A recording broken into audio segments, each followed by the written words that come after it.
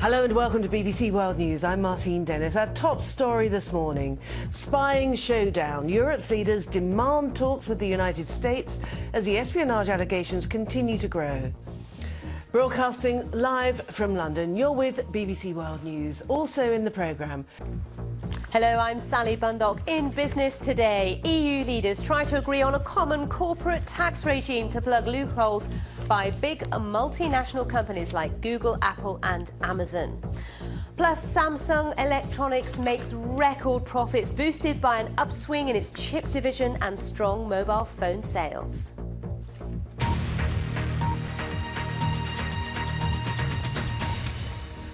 First this morning, France and Germany have called for talks with the United States by the end of the year. Now, this is because of the growing allegations of US spying, which are dominating the EU leaders' summit in Brussels. The latest report suggests 35 world leaders have had their phone calls monitored by US intelligence agencies. The German Chancellor, Angela Merkel, whose mobile is thought to have been listened in on, said the relationship with America had to change radically. From Washington, Katie Watson. Now we go to China, because within the last hour or so, a court there has rejected an appeal by the disgraced politician Bo Xilai against his conviction for bribery and corruption. Now this means Mr. Bo will serve the life sentence he was originally given. We can go live now to John Sudworth, our correspondent, who's at Shandong High Court in Jinan. And John, tell us what happened in court. Thank you very much. Now, the Portuguese authorities say they have new evidence linked to the disappearance of Madeleine McCann and have reopened the case. They haven't released any details, but Madeleine's parents, Kate and Jerry McCann, have welcomed the move. The United States says it's concerned about the rise of piracy off the coast of West Africa after 2 American citizens were kidnapped from an oil supply ship in the Gulf of Guinea. The mariners were on board the US-flagged Sea Retriever when the pirates attacked. They're the ship's captain and the chief engineer.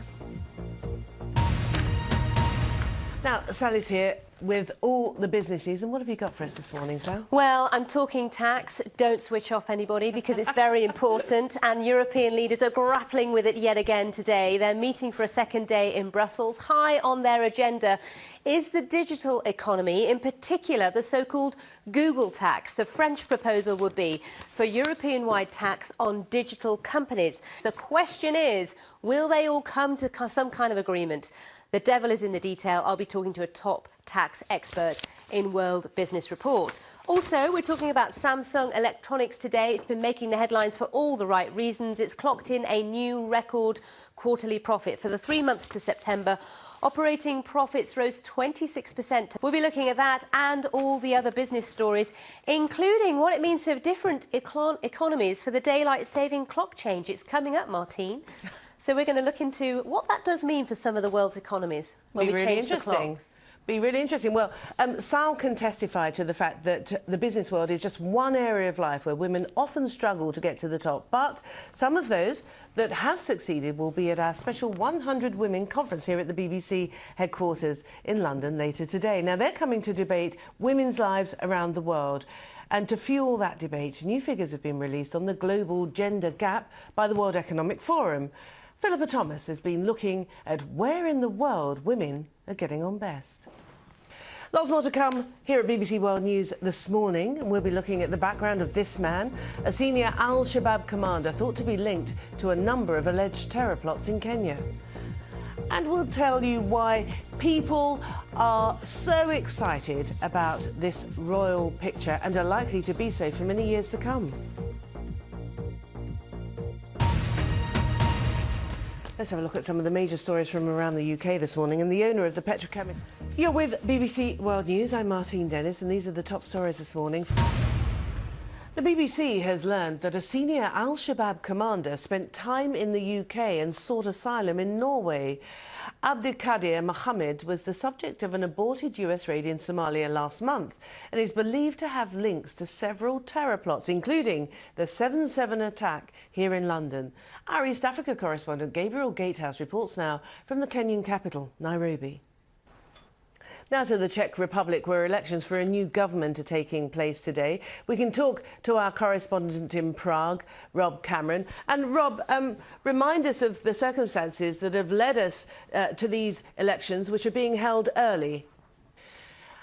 We can turn our attention now to another election, and one that could be quite a fight. The WBC heavyweight boxing champion Vitaly Klitschko says he's going to run for the Ukrainian presidency in 2 years' time. Now, this comes in response to a bill that was passed in Parliament which bars candidates who've lived outside Ukraine during the past 10 years, just like he has. Emily Thomas reports. Some sports news now. The Manchester City and Ivory Coast midfielder Yaya Toure says black players could boycott the 2018 World Cup in Russia unless the country tackles racism in football. Now, several football clubs have edged a step closer to the last 32 of the Europa League following their victories on Thursday night. Now to tennis, and Serena Williams remains a hot favourite to win the season-ending WTA Championships in Istanbul. Now, many of the newspapers here in Britain have pictures of this baby boy on the front page. He is, of course, Prince George, and this is the first glimpse of the official pictures to mark his christening, which happened yesterday on Wednesday. And as our royal correspondent Nicholas Witchell now explains, they're of historical significance. Lots more to come here at BBC World News this morning, so don't go away. You're with BBC World News. I'm Martine Dennis, and these are the top stories this morning. France and Germany.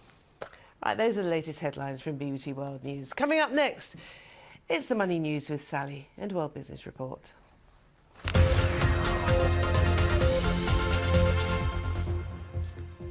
Hello and a very warm welcome. This is World Business Report. I'm Sally Bundock. Also, it's that time of year when in many countries the clocks change.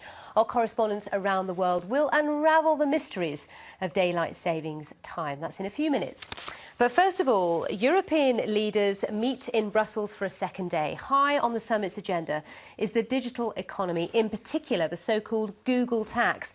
The French proposal would be for a European-wide tax on digital companies. Well, I'm joined by George Bull, Senior Tax Partner at Baker Tilly, to make sense of all of this. Good morning, George. Good morning. Thanks for being on the programme. Tell us more then about the France proposal. And I was going to say it has to be all countries agreeing and signing on the dotted line, doesn't it? Because Ireland's already sort of taken various steps, but if Ireland did that on its own, it would not really achieve much, would it? Also, interestingly, I mean, the UK politicians here, David Cameron, etc., have been very vocal on this. I mean, it is a very political issue, and yet the UK is a very attractive place, isn't it, for international companies? So really what we need is a global answer, and will we ever get that? I mean, will we even get this EU answer, do you think? All right, thank you very much indeed, George, for making sense of all of that. Of course, we'll keep you up to date on that story. And incidentally, we're talking about the football tax story in France when we review the papers. But let's move on, because this weekend, millions of people across Europe, the Middle East and Mexico will get an extra hour in bed as daylight saving time comes to an end. But spare a thought for the millions in Brazil, Chile, Australia, New Zealand, who lost an hour earlier this month when their clocks went forward. Half the world doesn't bother with this strange ritual at all, and opinion remains very divided about the economic benefits or otherwise of the clocks changing. Our international correspondents tell us more. All very interesting, isn't it? I must admit, I will relish my extra hour in bed this weekend. I have to grab every moment I can get. Now, let's talk about Samsung. It has posted a record quarterly operating profit thanks to a recovery in its memory chip business and strong mobile phone sales. The South Korean giant's operating profits rose to 10.2 trillion won.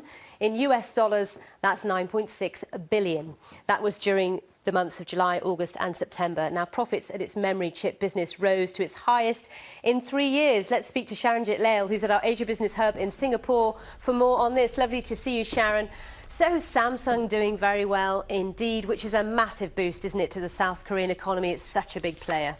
Sharon in Singapore. Let's squeeze in some other business stories this morning. And the internet retail platform Amazon has posted a smaller quarterly loss for its third quarter. It's also revealed a 24% increase in sales for the period as it's expanding aggressively. Most of that increase came from its US home market, but the retailer is making big inroads overseas as well. So the markets today, there's a lot of corporate stories for the markets to digest. I can't mention them all in detail in this programme. We just haven't got enough time. But you can see the markets headed in one direction, pretty firmly. Japan now down over 2%. Just to mention, in South Korea, we can't show you the Kospi, but the Kospi also off a little bit as well. Some companies like LG Electronics really disappointing today. That's another South Korean company out with its earnings. You can see the currencies, the yen strengthening as well. It's possibly why that Japan, one of the reasons why Japan's having such a tough session. I'll see you soon. Now, here in the UK, women prisoners will be kept as close to their homes as possible under new plans being announced by the government today. It's hoped the change will allow female offenders to have better family relationships and find local employment when they're released. The BBC's North of England correspondent, Judith Moritz, has the details. Coming up in just a little while at 6 o'clock on Breakfast, John Kay and Louise Minchin will have all the day's news, the business and the sport, plus with 4 of the big 6. You're with BBC World News. I'm Martine Dennis, and these are our top stories this morning. France and Germany. Right, it's time for us to have a look at the stories that are making headlines in the international press this morning. David Buick has come in, and in fact, we're very happy to see you, and we weren't expecting a man, and you're the only one who's managed to get in the building today, because, of course, today we're celebrating 100 women. 100 women. However, without a frock, David Buick, who's Chief Market Strategist with Panmure Gordon. Welcome, and thank you. I'm very honoured, Martine. Good morning, Sally. Very honoured. All right, let's start with The Guardian, shall we? And apparent revelations that 35 world leaders have been spied on by the United States. Is that really a surprise? It's funny because yesterday we've been talking about this most of this week. To be honest, it's that story that's been dominating with a new EU leader every day, seemingly giving Barack Obama a quick phone call and a quick sort of chat over the phone. But yesterday it was quite funny. Justin was sort of saying, you know, if you're not being spied on, you're just a nobody. Frankly, it's kind of like, you know, I want to be on that list. I mean, don't you watch all the political spy thrillers? No, absolutely love it. And I mean, this cannot come as a surprise to... Anyway, we're going to hear story will roll on and roll on, and we'll talk about it again. The front page of the Daily Telegraph, and indeed, many other papers so as well. many of the papers share, if not the same picture. The Prince apparently fears that being king will be like prison. I mean, so do you believe this? Do you believe this is really his genuine fear? Because I think of course, this story has come. I think he'd be incandescent with rage if he'd been quoted. So he fears that once he is the monarch, then he'll have to be silent. Time out. Definitely. Interestingly, though, I don't know if you've mentioned this already, Martine, but this photograph of the Queen with 3 successors is the first one we've had in 114 years. Queen Victoria must have been the last photograph with 3 successors in the photo. Very interesting. Right, Financial Times. Mark Carney making the front page again, our new Governor of the Bank of England, of course. Carney tears up the rule book on help for struggling banks.